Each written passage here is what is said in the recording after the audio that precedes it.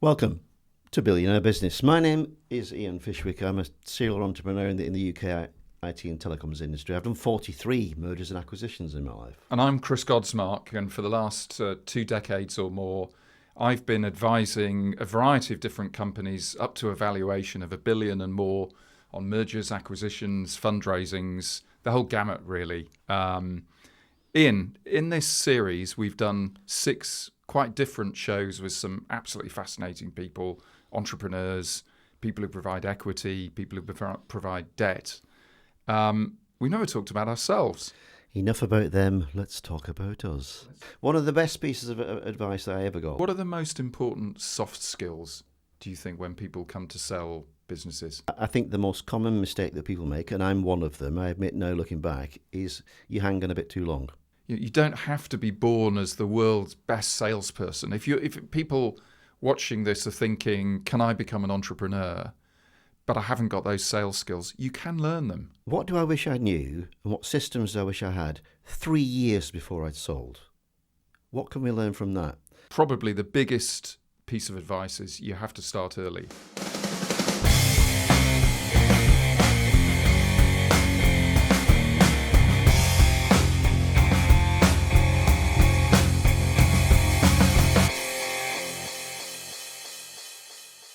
Let's talk about us.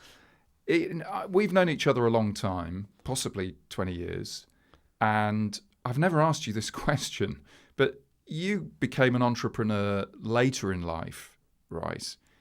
Did you just sort of decide that you wanted to change from a corporate life to becoming an entrepreneur and starting your own, what became a very successful business?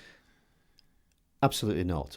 And my story is really one of up, down, up, absolutely bounce back resilience. There is no template for an entrepreneur. I want to ask you a question, and I'm not sure I've ever really asked you this, but you're both of us are not spring chickens, right? You didn't start life as an entrepreneur. A lot of entrepreneurs, they leave school, very few qualifications, they start selling, they're good at it, and they build businesses. They've got that personal drive to succeed. You started as an entrepreneur later in life, right? I suppose that's one of the misconceptions. There's no such thing as a caricature. I had a very successful corporate life up to the age of 40, right? And then in a quite bizarre 18 months, I had 2 great successes, both of which ended up being made redundant. Right. So my story is really one of resilience and how to bounce back. I mean, at the age of 40, I got down to the last 2 for who would run one of the biggest cable TV companies in the UK. Now, somebody has to come second, but I was redundant 10 seconds later. And then in the middle of the dot-com bubble, some Americans rang me up and said, we bought 7 telecoms companies, it's 250 million turnover. And the first day I met them, I said, look, all these new challengers are losing money. You know, how much money are you losing? And they said, well, we lost 20 million last year and your BT 19 million. And in an incredible 16 months, we turned a 20 million loss into a 1.4 million profitability. And then I got a phone call. You did a turnaround, yeah. We did a massive, one of the biggest turnarounds that the industry's ever seen. And I got a phone call at midnight one night from Atlanta, the worldwide headquarters, to say, we couldn't stop the losses in America. We couldn't stop it in Europe. So we're going down. And I said, whoa, hang on a minute. I've stopped the losses, but we haven't given BT their money back. He said, no, you're coming down with us. So you sort of dusted yourself down. You're in your early 40s. No, not really. I don't mind sort of the dot-com bubble bust. It was pointless having a CV that said chief exec 250 million turnover. And I went through a very black period where it was like, whoa, I feel like I've fallen out of the sky here. I was the golden boy of the industry and suddenly I had no job at all. And it took me a while to realise that pull yourself together. You've got a family, you've got a mortgage to pay, you know. The only way you're going to get out of this is to create your own job. So I built a business at the age of 42, and I used to say that, you know... But let me stop you there, Ian. But did you sort of wake up one day and you just decided, right, I've worked in corporate life for 20 years, I'm going to start my own business? Was it as simple as that? No, I was seriously fed up of the idea that I'd had 2 incredible successes, which both ended up with redundancy, but I couldn't find a job. I had no choice. So... eventually, you know, I went to some family and friends and persuaded them to put some money in, and we started. Unfortunately, it was an incredible success very quickly. And you raised quite a bit of money, didn't you? We raised about 3.25 million from about a dozen people. But I was on my own for about 6 months and I'd raised nothing. And I met my old boss and he said two sentences that changed my life. He said, "I believe in you." And then he said, "I'll put some of my money in." And suddenly my world changed. We had two contact books. Two isn't twice as good as one. It's a different world.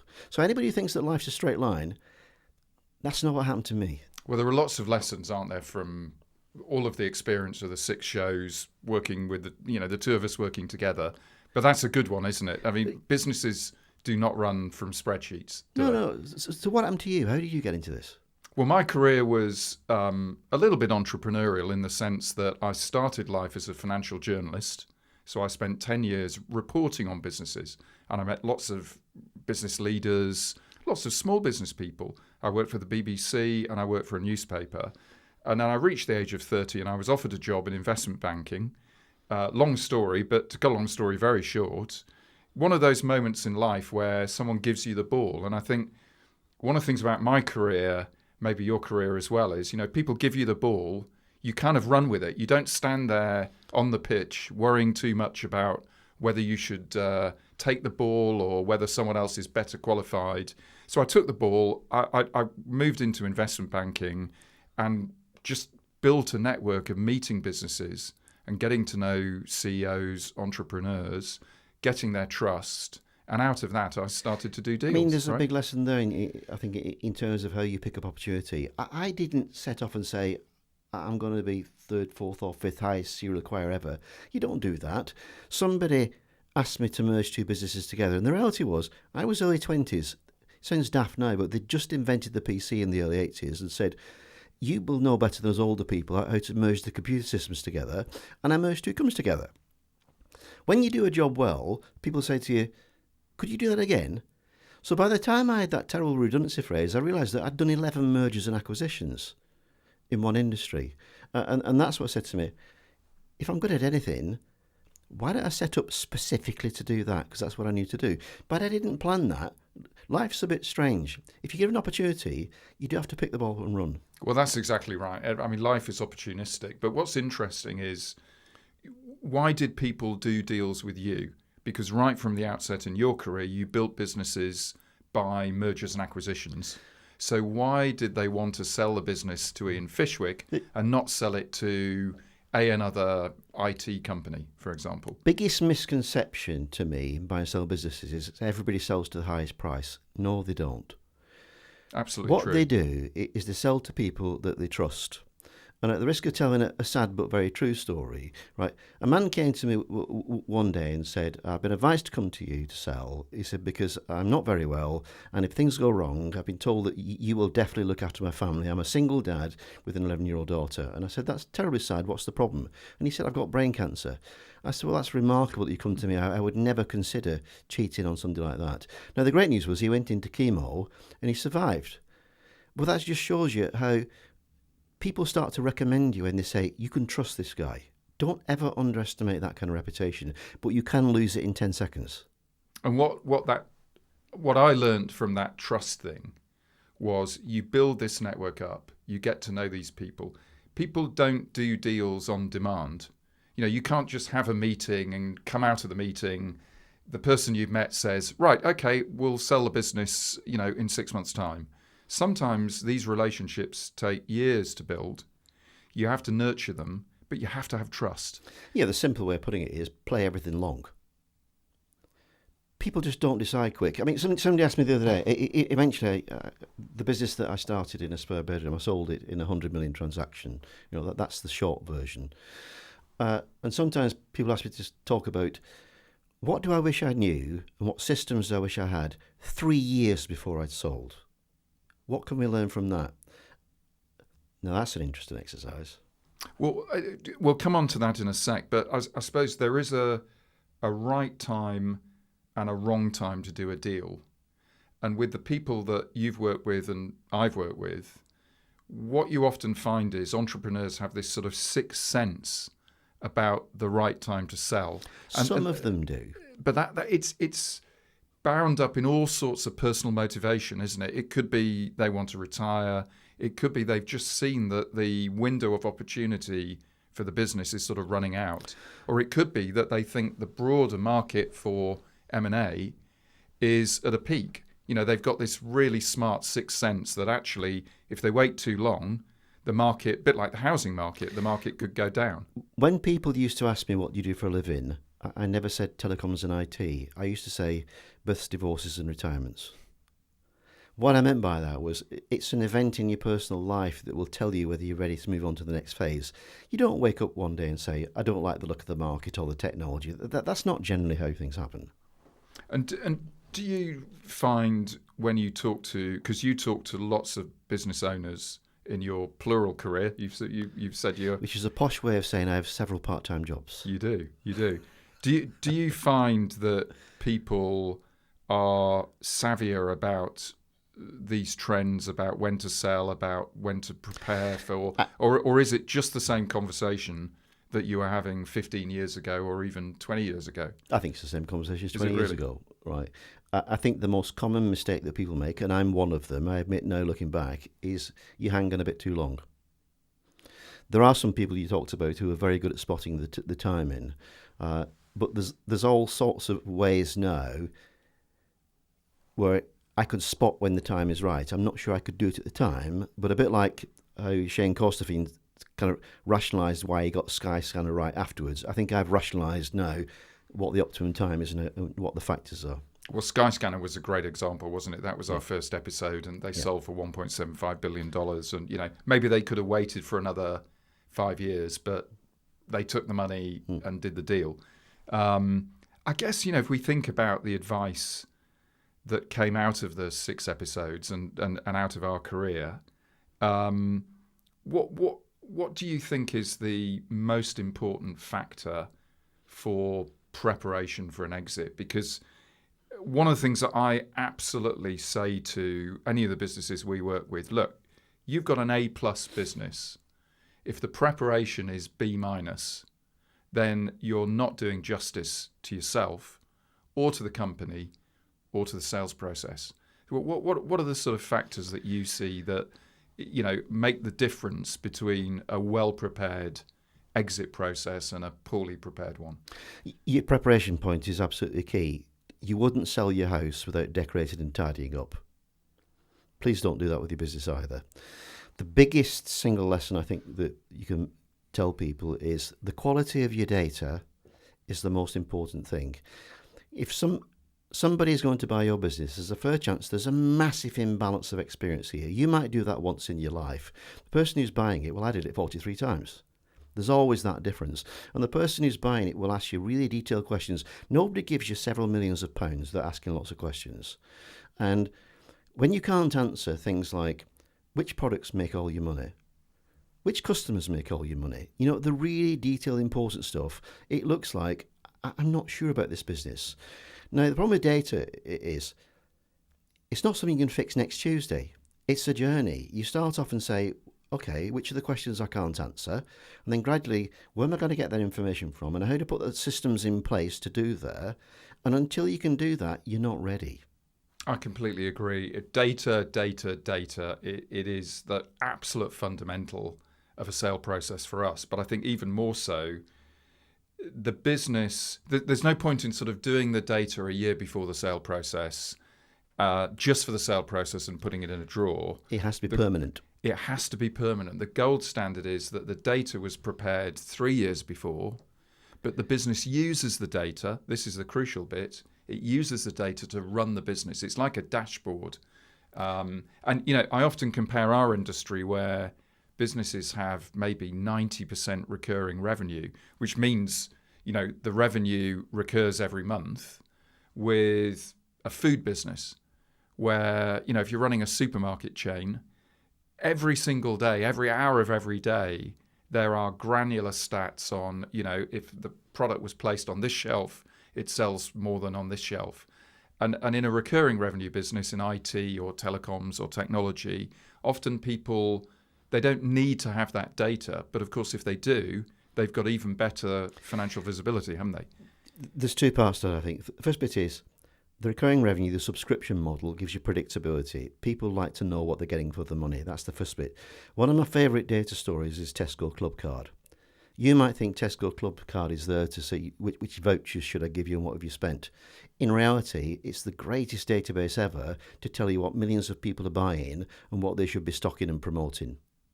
Absolutely. It changed everything for Tesco. At this point in the show, we wanted to just pause for a minute and tell you about our sponsor for this series of Billionaire Business. Nets International is a global systems integrator and solutions provider with over 40 years of worldwide expertise in telecom, digital and infrastructure solutions. Nets operates in 7 countries with 3,000 plus projects delivered across 26 nations worldwide.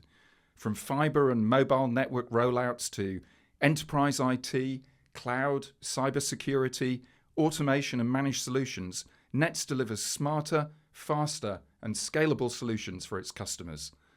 With over 1,000 certified and skilled professionals and their own Nets Academy, Nets not only builds infrastructure but also offers managed services and flexible resource outsourcing to help businesses scale with confidence.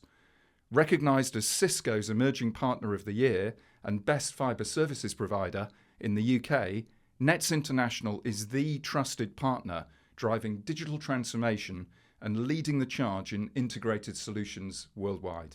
And what are the factors when people come to sell businesses move the needle? I mean, clearly it has to be a good business, it has to be in a good market, but there is a sort of personal motivation around a seller. If you sit in a meeting and the seller maybe has built the business for 15 years, they're in their 40s, the obvious question you're going to ask as a buyer is, well, why are they selling?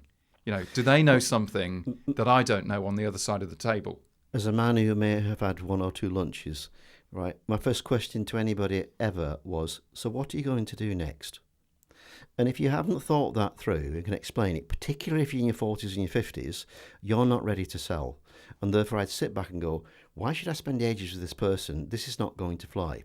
So that's the first bit. The other bit that frustrated me a lot... That's the narrative, right, isn't it? It's the narrative around the Get your process story right. Exactly. I used to get frustrated by people like you because you do these massive deals and they're all... A lot of people get frustrated by me. They're all over the newspapers, but people who run small businesses say, I've just read this in the paper. My business was worth zillions and don't understand the impact of size on what you get paid for your business.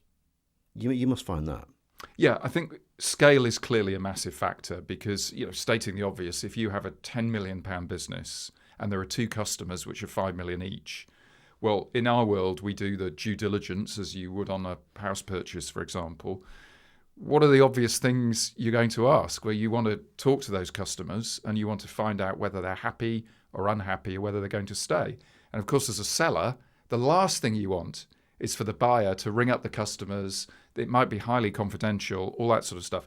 If you've got a company turning over $1 billion with thousands of customers, that sort of issue doesn't arise. So there is a benefit for scale, but just to be clear, that doesn't mean that all businesses that are big are necessarily growing fast.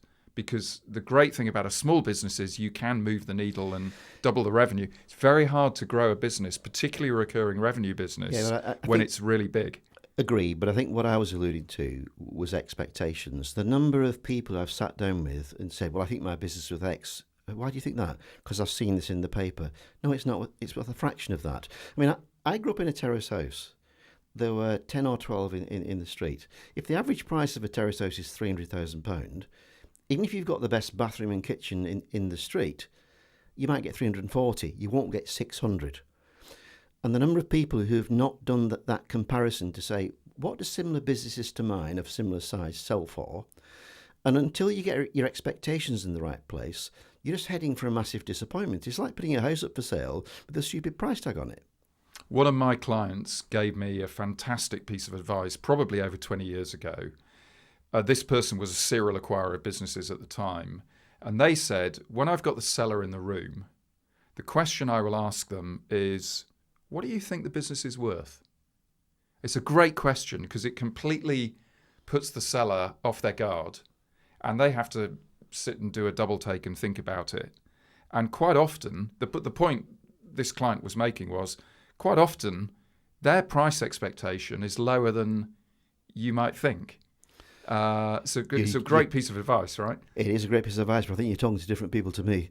Right. The number of people who are deluded about what it's worth, there's quite a lot of them. Let's just talk about why big businesses are often worth more than smaller ones. And I can't resist telling a story about pubs. Right. A sales guy came in one day and he was quite rightly chuffed because he just won a contract where in UK pubs there's often computer gaming machines and people have a beer and play computer games, right? And this gaming company supplied gaming consoles to 3,500 pubs, right? And in the back of these consoles there's a broadband connection, so we just suddenly won a network to provide 3,500, which is a big contract. Huge contract, right? Now, it took 6 months to sign the contract and migrate the network to us. But in that 6 month period, something happened that had nothing to do with my company and had nothing to do with the gaming company. The UK government said you won't be allowed to smoke in the pub anymore.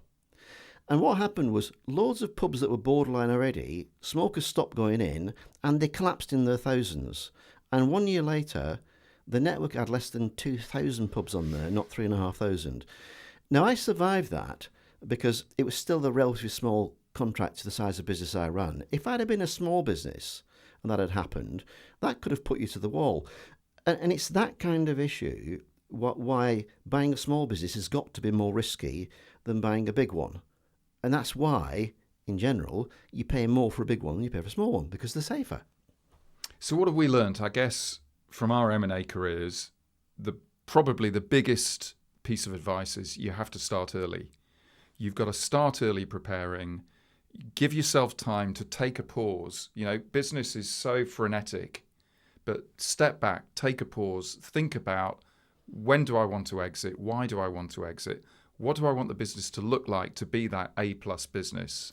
And that's not a 12-month road to the exit, is it, Ian? It could be 2, 3, even 4 years. It's when will I be ready to sell?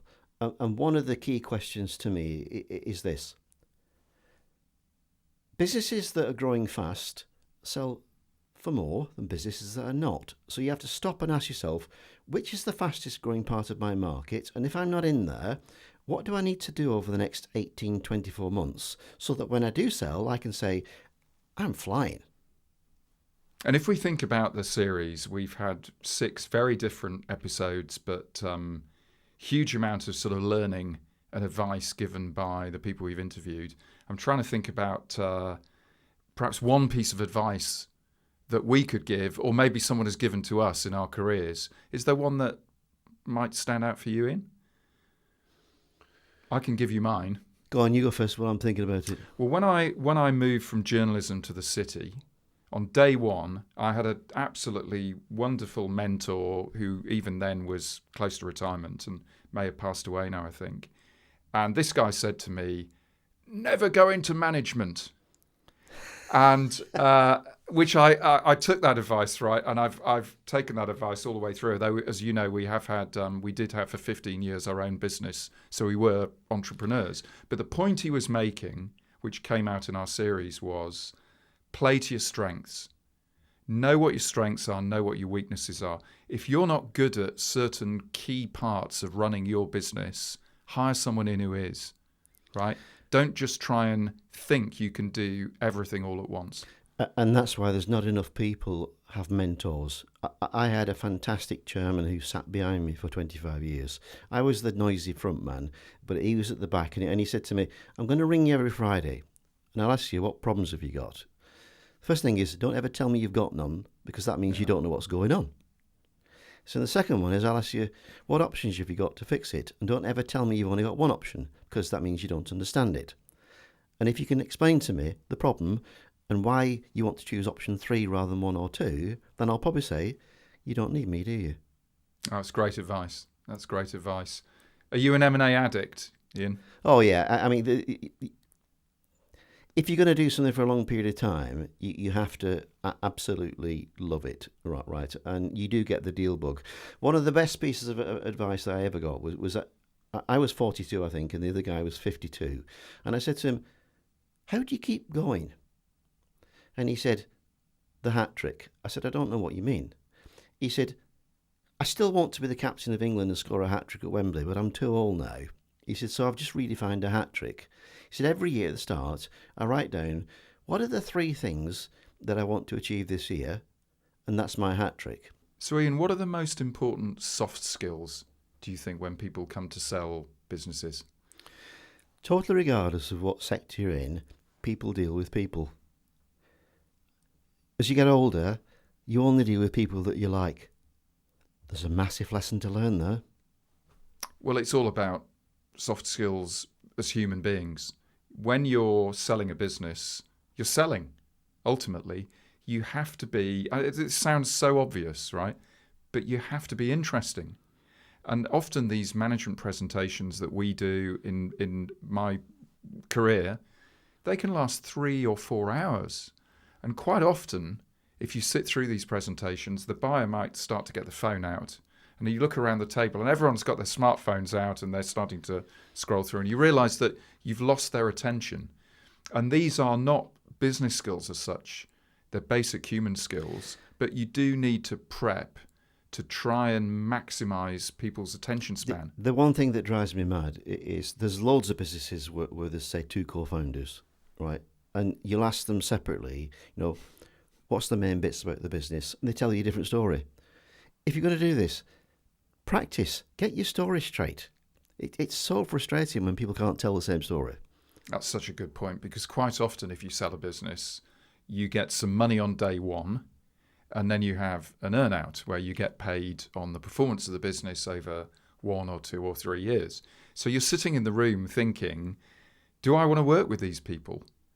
And it's not always, as you said earlier, it's not always the person who pays the highest price for the business who wins the deal, because the seller in the room can be sitting there thinking, look, they're obviously very keen to buy the business, but I couldn't imagine in a million years wanting to work with them. I think Maxine Laceby phrased it brilliantly when she said, I knew I'd got the right investor when I rang him up and said, my partner is my daughter, she's got COVID. And he said, I should tell you to go to a hotel immediately. We can't have both partners with COVID.